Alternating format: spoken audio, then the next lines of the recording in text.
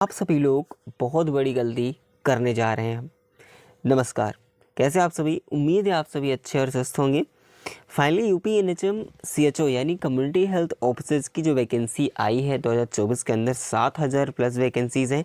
काफ़ी देखा जाए तो बहुत अच्छी पोस्ट के लिए ये जानी जाती है, जो एनएचएम के थ्रू हर बार ये वैकेंसीज निकाली जाती हैं। बहुत इंपॉर्टेंट है। अगर आपने फॉर्म फिल कर दिया या फिर फिल करने वाले हैं, फिर भी आप सभी को ज़रूर वीडियो को देखना है कि क्या गलतियां आपने नहीं की हैं। अगर गलतियां करी होंगी तो फिर बाद में प्रॉब्लम हो सकती है। अभी भी आपके पास टाइम है, देखा होगा तो करेक्शन भी कर सकते हैं अगर मिस्टेक हुई है तो। चलिए, ये संपूर्ण वीडियो आप सभी के पूरी भविष्य की कामना कर सकती है, क्योंकि ये वीडियो आप सभी के लिए सारे डाउट से रिलेटेड ये इन्फॉर्मेशन होने वाली है। इसलिए वीडियो में इन तक बने रहिएगा, क्योंकि पिछली बार 17,000 प्लस भर्तियां जब आई थी तो फिर भी हमने आपका अंत तक सपोर्ट किया, जब तक कि आपकी ज्वाइनिंग नहीं हुई थी। उस संबंधित जैसे ही सीएचओ की भर्ती आई, मैंने सोचा क्यों ना आप सभी को बहुत इन्फॉर्मेशन इंपॉर्टेंट थी जो देन आपको बताना था, तो वो आप लोगों तक मैं पहुँचाने जा रहा हूँ। बहुत ध्यान से देख सुनिएगा।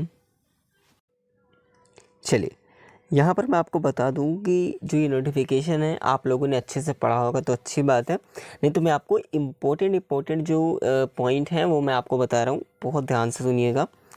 सबसे पहले आपको पता है कि जो एप्लीकेशन फॉर्म है, स्टार्टिंग डेट की बात करें तो 28/10 से ये एप्लीकेशन फॉर्म स्टार्ट हुए हैं, जो कि आपकी लास्ट डेट रहने वाली है। ठीक है, यहाँ पर 17/11/2024 की। ठीक है, यहाँ पर वो इतनी बातें आपको क्लियर पता है। ठीक है, अब और क्या इम्पोर्टेंट है वो देख लीजिए। जो कि हाँ, एक बात और समझाना चाहूँगा, ये भर्ती है, आप इस लाइन को आपने पढ़ा होगा कि ये भर्तियाँ जो होती हैं वो कंट्रेक्चुअल बेस पे होती हैं, यानी संविदा पे। तो ये भर्तियाँ देखिए कभी भी ये जो है कैंसिल की जा सकती हैं। ठीक है, ये सारी चीज़ें दी गई हैं इसमें।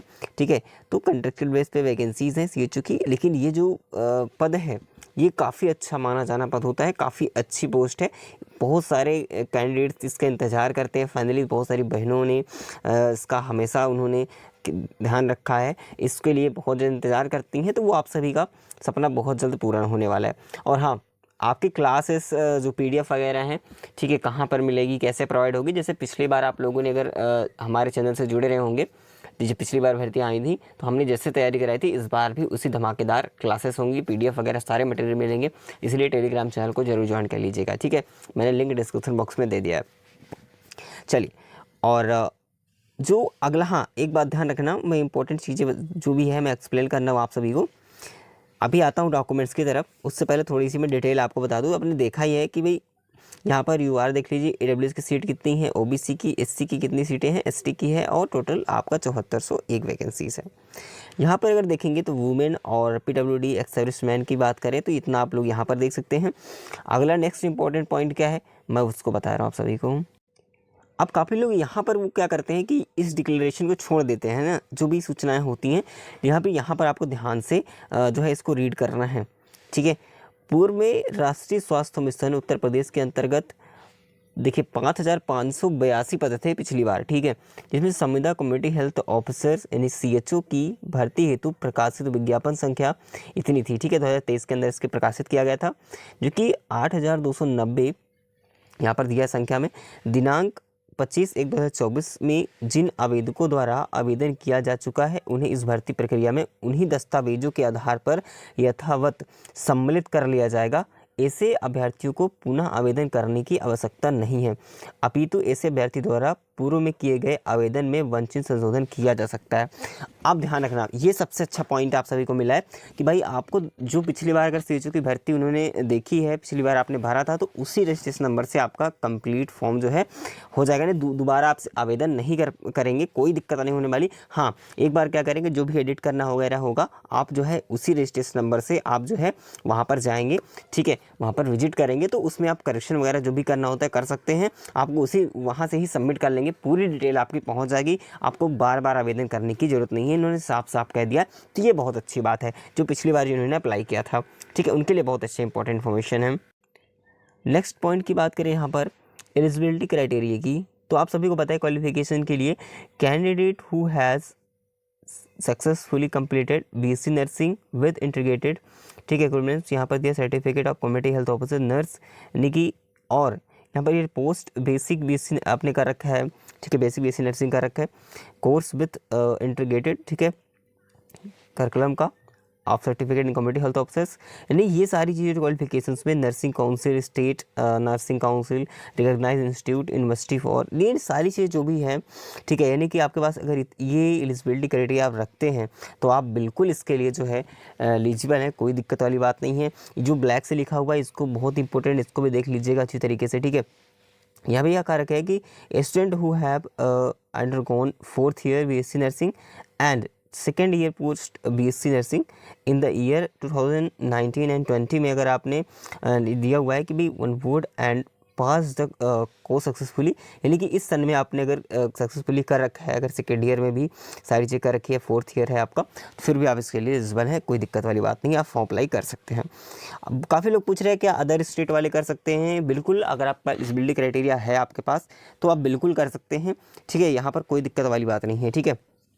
अदर स्टेट वाले भी कोई दिक्कत वाली बात नहीं, आप कर सकते हैं, लेकिन एलिजिबिलिटी क्राइटेरिया आपका होना चाहिए उस हिसाब से, ठीक है। बाकी सर्टिफिकेट की बात करें आपके पास मैंने बता दिया जो क्वालिफिकेशन से वो तो रहेगा ही रहेगा। साथ ही साथ आपको एक चीज़ ध्यान रखना है कि आपके पास जो सर्टिफिकेट है, ठीक है, यानी जो आपके सर्टिफिकेट हैं, आप आईडी प्रूफ के लिए, यहाँ पर सबसे बड़ी गलती होती है, ये छोटी सी ही बात है लेकिन गलतियाँ बहुत बड़ी होती है। जो भी आईडी प्रूफ आप लगाइएगा, ध्यान दीजिएगा कि आपके जो भी आपने डिप्लोमा या कोर्स कर रखा है, ठीक है, उसमें यानी 10th की मार्कशीट में भी, ठीक है, इन सारे हम क्योंकि हमेशा 10th के लेवल से ही देखा जाता है, आपने कुछ भी कर रखा हो तो यहाँ पर क्या होता है, गलती नहीं होनी चाहिए, यानी आपके आईडी प्रूफ और डॉक्यूमेंट्स आपके अलग हैं, उन डॉक्यूमेंट्स से मैचिंग करना चाहिए, यानी गलतियाँ नहीं होती। काफ़ी लोग नाम में गलतियाँ होती हैं, काफ़ी स्पेलिंग मिसमैचिंग होती है, डेट ऑफ बर्थ मिसमैचिंग होती है, फिर भी लोग फॉर्म भर देते हैं।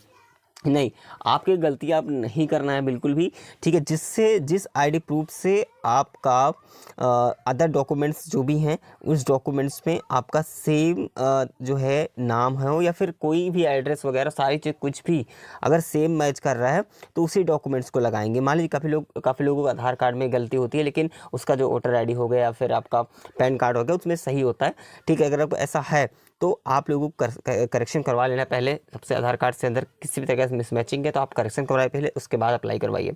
अप्लाई तो कर देंगे लेकिन बाद में डीबी के टाइम में दिक्कत होती है, ठीक है ना।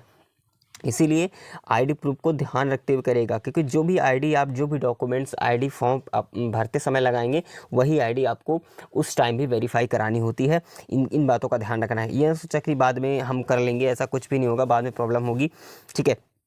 और यहाँ पर देखिएगा, candidate belonging SC SC OBC NCL PWD and EWS category can claim benefits for the same must uploaded SC ST certificate, यानी कि आपके पास जिस कैटेगरी के हैं उस आपका सर्टिफिकेट आपके पास होना चाहिए, तब आपको जो है इसका बेनिफिट मिलेगा, ठीक है, इस कैटेगरी का। इन बातों का आपको भी ध्यान रखना है, ठीक है।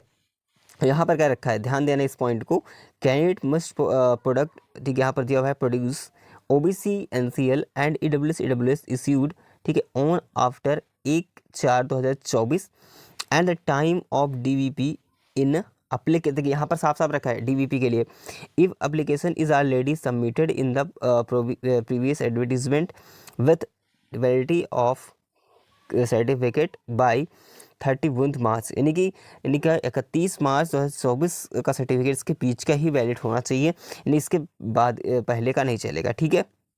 इन्होंने साफ साफ कह रखा है, जब प्रीवियस नोटिफिकेशन के हिसाब से इन्होंने जो कह रखा है उसी हिसाब से आपको लिया जाएगा, इसलिए बहुत ध्यान में इन बातों का रखना है कि ज़्यादा पुराना आपका नहीं होना चाहिए, ठीक है। इसी के जो मार्च है, मार्च के आसपास के बीच के इधर का होना चाहिए, ठीक है, और ज़्यादा पुराना नहीं चलेगा। और हाँ, लास्ट डेट जो एप्लीकेशन के फॉर्म की लास्ट डेट थी उसके बाद का भी नहीं चलेगा। आप सोच रहे हो कि हम भर दे रहे हैं बाद में नया बनवा लेंगे, तो ऐसा नहीं चल पाएगा, ठीक है। लास्ट डेट से पहले का ही होना चाहिए आपका, है ना। अब बहुत पुराना भी नहीं होना चाहिए। बाकी हाँ, SC ST का चल जाता है, देखा गया, इतना कोई दिक्कत वाली बात नहीं है, ठीक है। अब डोमिसाइल सर्टिफिकेट आपका कहाँ का होना चाहिए, domicile certificate of Uttar Pradesh is mandatory, यानी कि आपका जो डोमिसाइल सर्टिफिकेट है जिसे आप मूल निवास बोलते हो, ये यूपी का ही बना होना चाहिए, ठीक है, यूपी का फॉर्मेट होना चाहिए।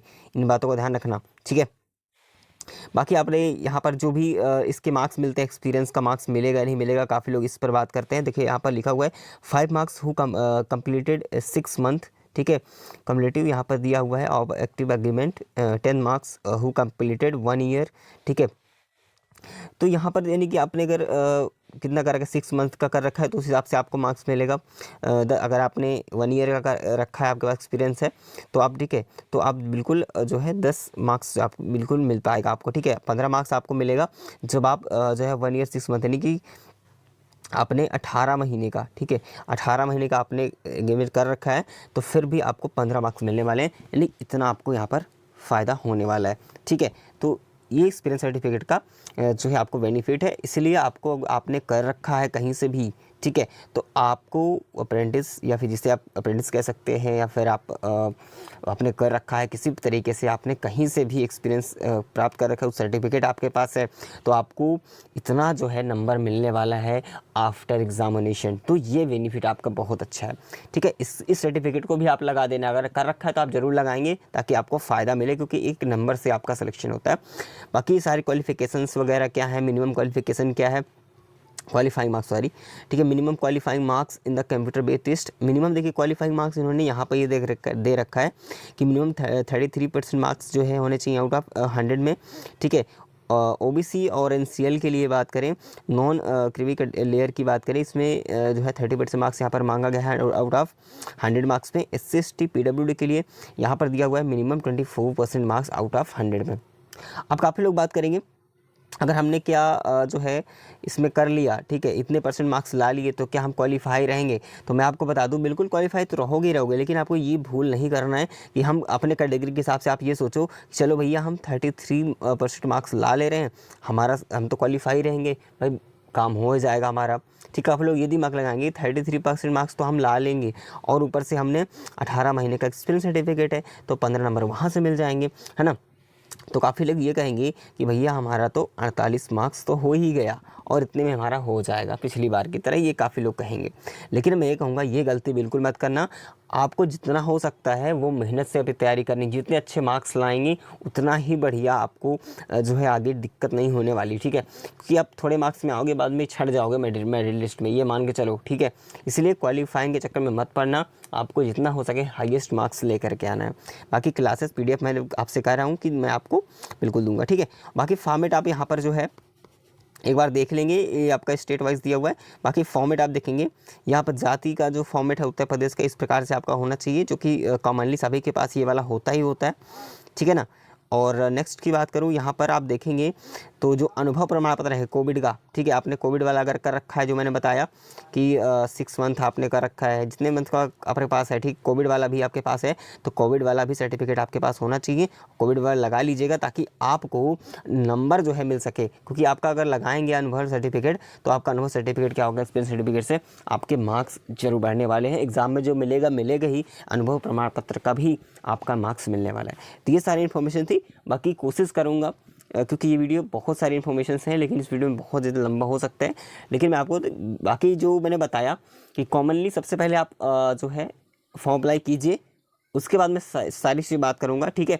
लेकिन आपको कोई भी डॉक्यूमेंट्स छोड़ना नहीं है, जो आपके पास डॉक्यूमेंट्स हैं बिना त्रुटिपूर्ण, ठीक है, यानी गलतियाँ नहीं होनी चाहिए, आप उसको लगवा दीजिए और बहुत पुराना भी मत अटैच कीजिएगा उसमें। लेकिन जो डॉक्यूमेंट्स आप फॉर्म अप्लाई करते समय लगाइएगा उसको संभाल के रखिएगा, वो डीवी के टाइम में वेरीफाई कराना होगा सेम डॉक्यूमेंट्स को, ठीक है। ये मैं आपको बताना चाहता था। बाकी आगे कोई भी डाउट है तो आप कमेंट करेंगे, मैं आपका बिल्कुल रिप्लाई करूँगा, ठीक है। आप व्हाट्सएप ग्रुप पर नहीं ज्वाइन है या फिर आप टेलीग्राम चैनल से तो उसको जरूर ज्वाइन कर लीजिएगा, जिसका मैंने लिंक डिस्क्रिप्शन बॉक्स में दे दिया है।